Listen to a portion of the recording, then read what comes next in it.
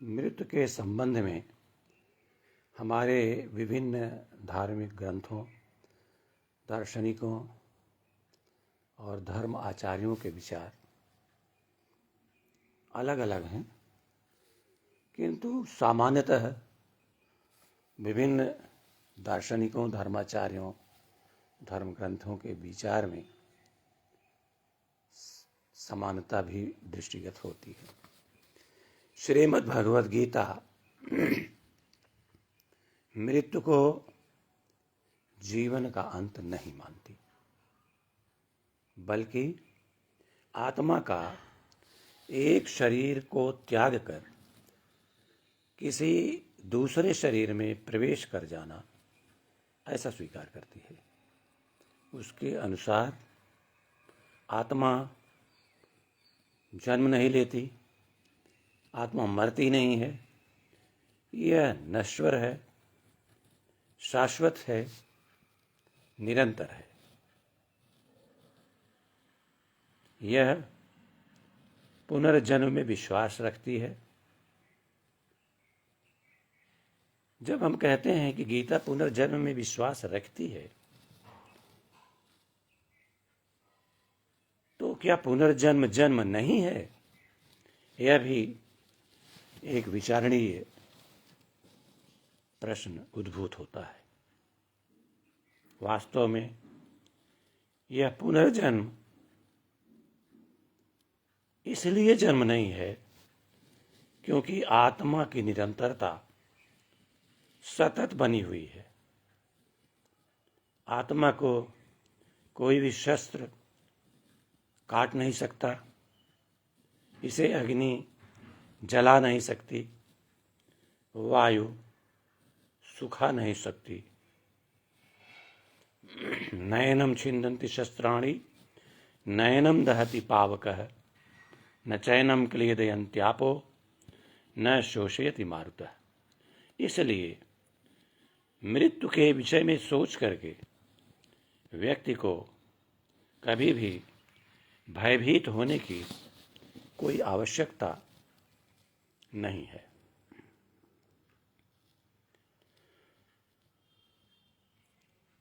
गीता व्यक्ति को अपना पूरा ध्यान केवल और केवल अपने कर्मों को करने पर देती है। जिस व्यक्ति का जो कर्म है, जो दायित्व है, जो जिम्मेदारियां हैं, वह उसका निर्वाह अपनी पूरी निष्ठा, लगन, पूरी तत्परता, सजगता के साथ, समर्पण भाव से करे। साथ ही साथ गीता यह भी चाहती है कि कर्म को करते हुए कर्म के परिणाम के विषय में चिंतन करने की कोई भी आवश्यकता किसी भी व्यक्ति को नहीं है। व्यक्ति को अपना पूरा ध्यान केवल अपने कर्मों के ऊपर ही केंद्रित करने की आवश्यकता है। उसे कर्म के फल का चिंतन करने की कोई भी आवश्यकता नहीं है। द्वितीय अध्याय में स्पष्ट रूप से चित्रण है। कर्मण्येवाधिकारस्ते मा फलेषु कदाचन मा कर्म फल हेतुर्भु मा ते संगोस्त्व कर्मणि। कर्म के लिए कर्म करें, परिणाम के लिए नहीं। गोस्वामी तुलसीदास कृत श्री रामचरितमानस में भी इस बात को स्वीकार किया गया है कि मृत्यु केवल भौतिक काया का अंत है, आत्मा का अंत नहीं। आत्मा एक शरीर से दूसरे शरीर में प्रविष्ट हो जाती है। जियन मरण फल दशरथ पावा, अंड अनेक अयलु जसु छावा। कठोपनिषद के अनुसार मृत्यु केवल भौतिक काया का परिवर्तन है, आत्मा का अंत नहीं। व्यक्ति को अपने कर्मों के अनुसार पुनर्जन्म प्राप्त होता है। यमराज नचिकेता को समझाते हुए कहते हैं कि हे नचिकेता, शरीर के नष्ट होने पर भी यह आत्मा नहीं मरती है, यह विद्यमान रहती है। आत्मा जन्म, मृत्यु और परिवर्तन की परिधि के, जन्म, मृत्यु और परिवर्तन की सीमा रेखा के बाहर है। न जायते म्रियते वा विपश्चिन्नायम, कुतश्चिन्न बभूव कश्चित्, अजो नित्य शाश्वतोयम पुराणो, न हन्यते हन्यमाने शरीरे। कठोपनिषद का यह श्लोक श्रीमद् भगवद गीता के श्लोक के बिल्कुल समीप है और उसी भावना का प्रतिपादन करती है। इस्लाम धर्म मानता है कि मृत्यु होने पर आत्मा शरीर से अलग होकर इस लौकिक संसार को छोड़ करके एक अलौकिक दुनिया में प्रवेश करता है। जिस अलौकिक दुनिया में आत्मा प्रवेश करता है उसका निर्धारण स्वयं अल्लाह ताला ने कर रखा है।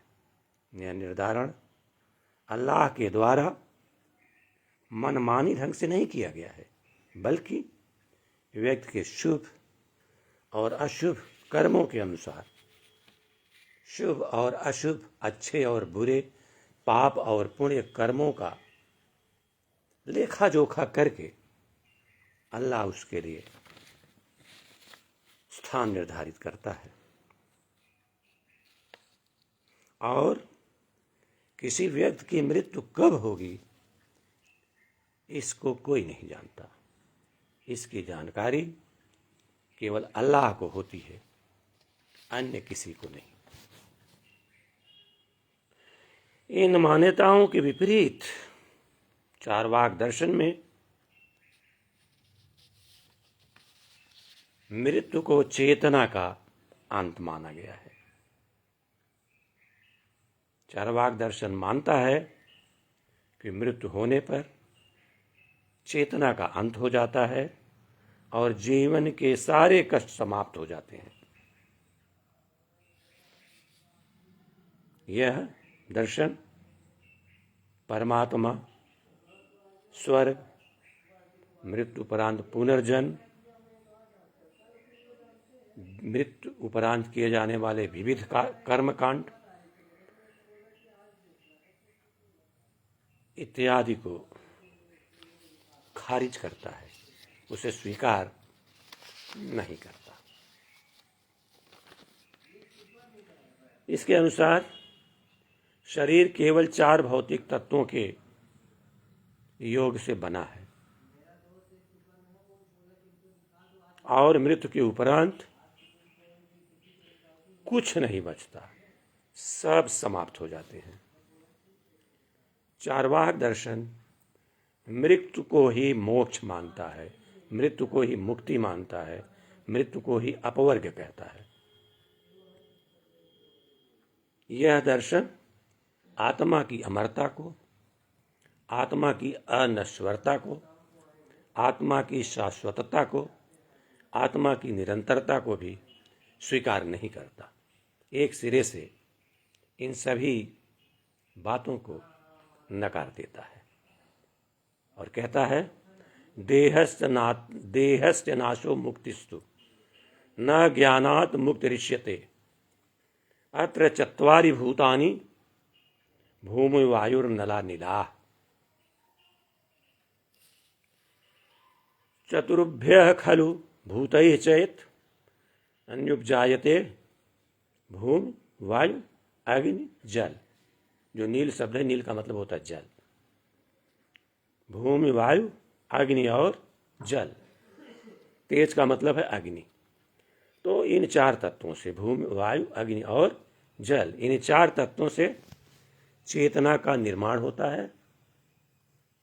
और इसी चेतना का जब अवसान हो जाता है तो व्यक्ति की मृत्यु हो जाती है, और मृत्यु ही उसका अपवर्ग है, मृत्यु ही उसका मोक्ष है।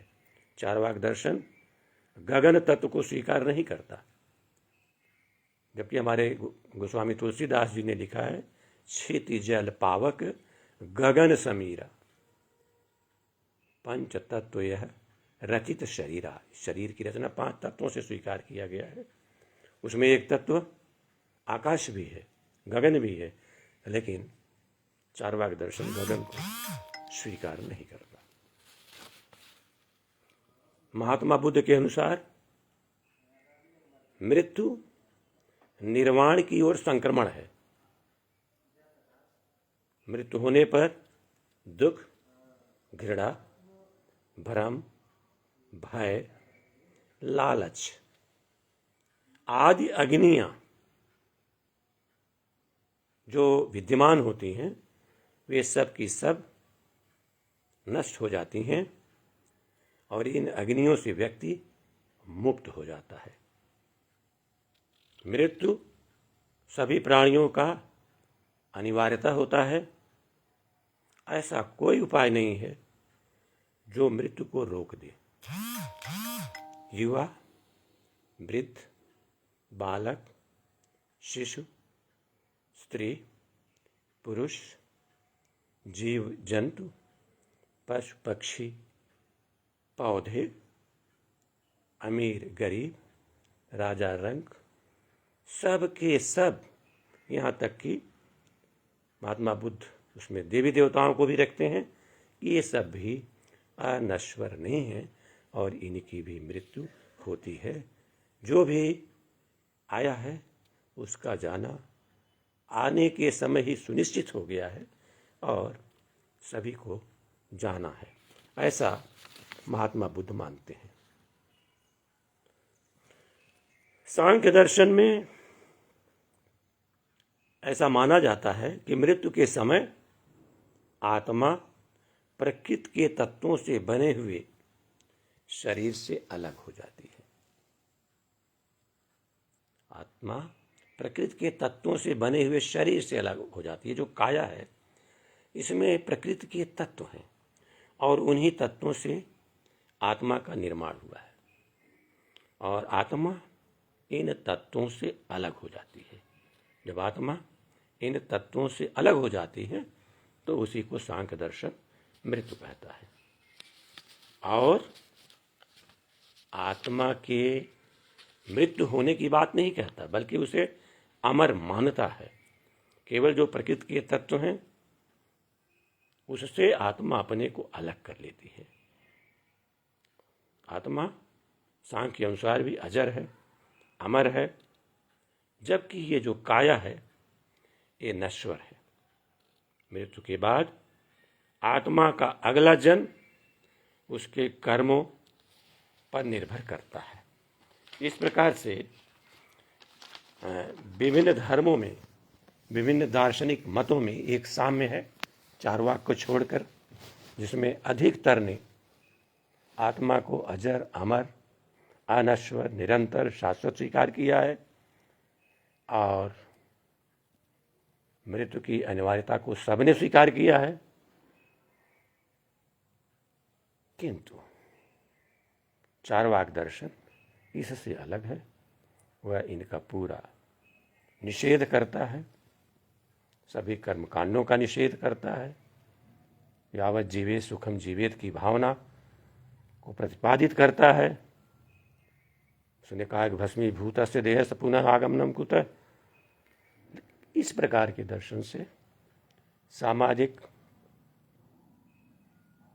दुर्व्यवहार, समाज में विप्लव, सामाजिक आक्रामकता बढ़ने की पूरी संभावना रहती है। ये आपके समक्ष मृत्यु के संबंध में विभिन्न मनीषियों के विचारों को हमने रखा है। धन्यवाद।